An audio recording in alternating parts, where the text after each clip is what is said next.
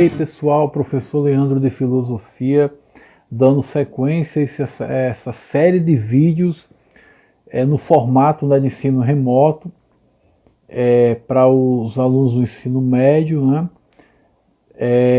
Lembrando as perguntas que estão sendo feitas pelos grupos de WhatsApp, né?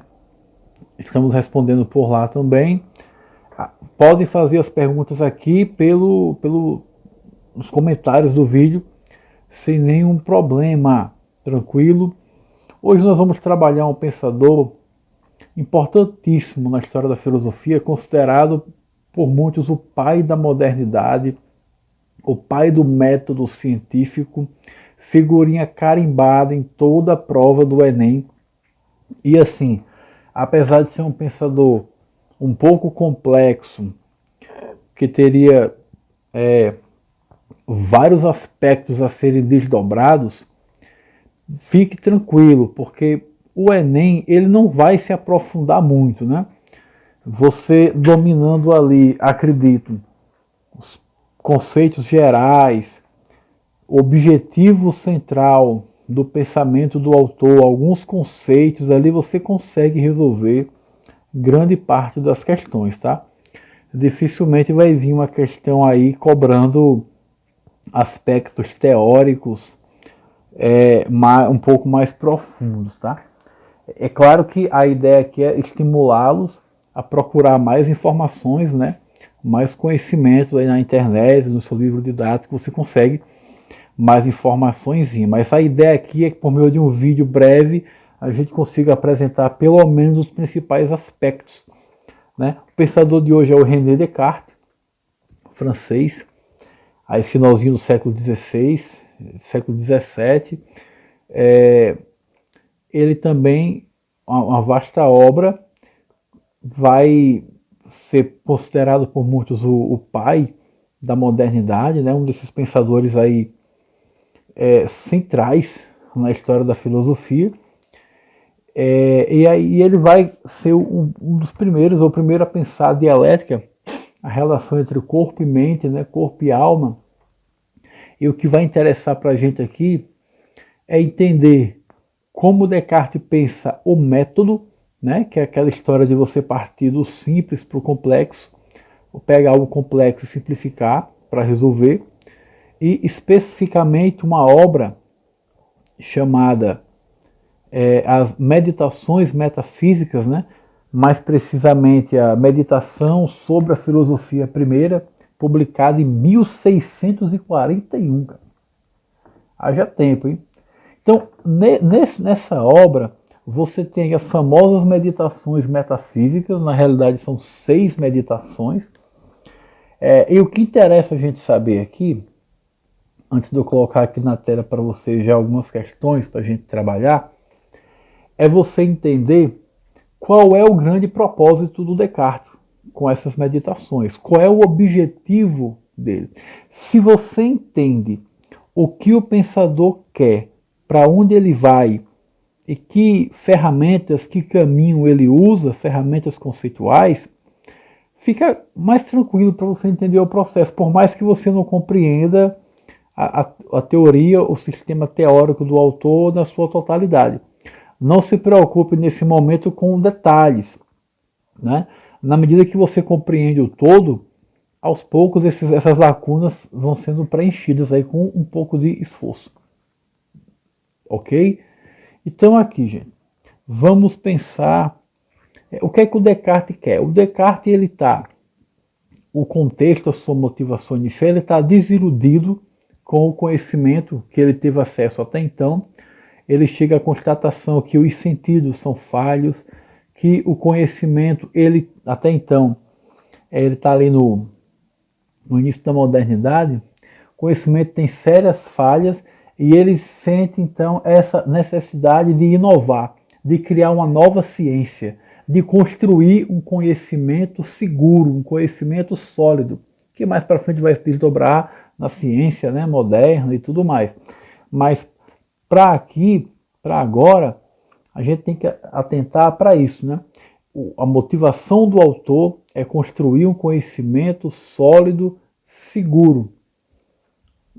uma ciência que infalível, né? Então, qual é a estratégia? O que é que ele vai considerar aqui então?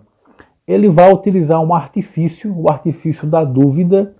Daí você já deve ter ouvido muito, o Descartes, aquele pensador que está duvidando de tudo, né? Muita calma nessa hora. A dúvida aqui é um artifício, é uma estratégia que o autor usa para chegar em um conhecimento verdadeiro, né? Um conhecimento válido. Então, a sacada aqui é a seguinte, pense comigo, acompanhe meu raciocínio.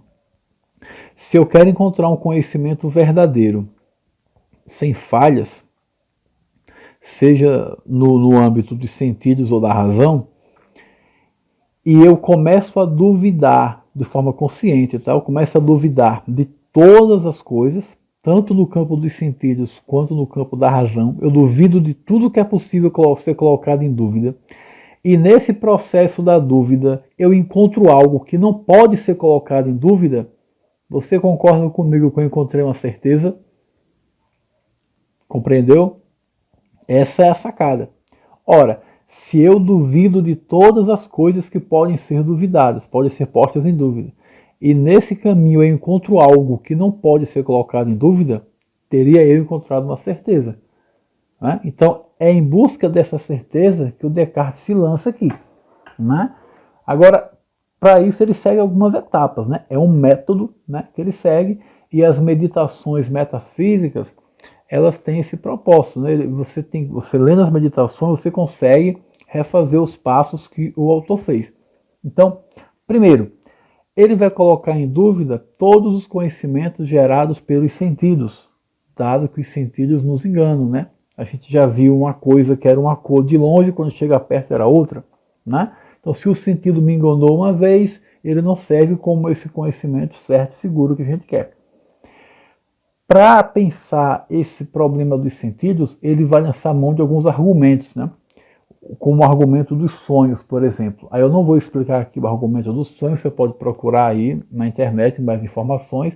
Aqui é só para você entender que o argumento dos sonhos entra como um desdobramento da crítica dos sentidos. Depois ele vai duvidar dos conhecimentos advindos da razão, né? Como os conhecimentos matemáticos, por exemplo. E isso vai acontecer, ele vai usar o artifício do Deus enganador, do gênio maligno, né? Que são outros desdobramentos, não cabe aqui.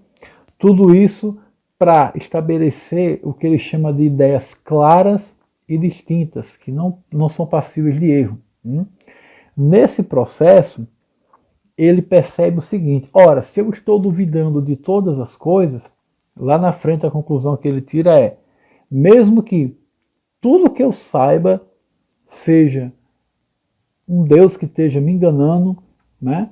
Um gênio maligno que esteja me enganando, se tudo que existe é mentira, se tudo é enganação, se a realidade não existe, por hipótese, é uma dúvida radical, por isso que vai ser chamada de dúvida hiperbólica. Então você cai na sua prova, Descartes, dúvida hiperbólica, você vai lembrar que é uma dúvida que é radical, ou seja, chega à raiz da questão. Então, ora, mas quando eu duvido de todas as coisas, ainda assim é preciso um sujeito pensante que coloque essa dúvida em questão. Então, para colocar essa dúvida, é necessário que exista um sujeito que duvide. Aí ele alcança a primeira certeza, que seria a famosa máxima penso, logo existo, né? A expressão latina cogito ergo sum. Então, a gente ouviu muito falar, né? Penso, logo existo. Mas essa frase ela não é auto-evidente, ela não é auto-explicativa. Antes, o penso, logo existe seria uma conclusão de uma sequência de raciocínio nas meditações metafísicas.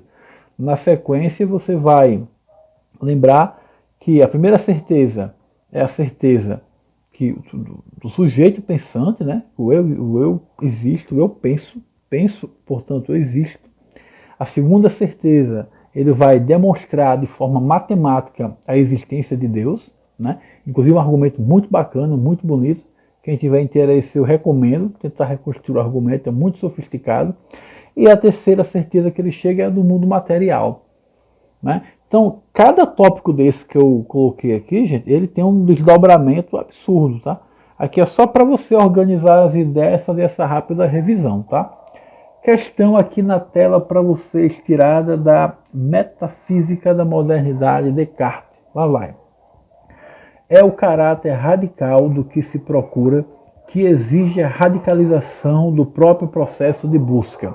Se todo o espaço for ocupado pela dúvida, qualquer certeza que aparecer a partir daí terá sido de alguma forma gerada pela própria dúvida, e não será seguramente nenhuma daquelas que foram anteriormente varridas por essa mesma dúvida. Aí vem a questão. Apesar de questionar os conceitos da tradição, né, a dúvida radical da filosofia cartesiana tem caráter positivo por contribuir para, letra A, dissolução do saber científico, B, recuperação dos antigos juízos, C, exaltação do pensamento clássico, D, surgimento do conhecimento inabalável, E, fortalecimento dos preconceitos religiosos. Você entendeu a explicação da aula? Claramente, letra D, né? Tá surgindo aqui um conhecimento inabalável, um conhecimento sólido, né? Tranquilo?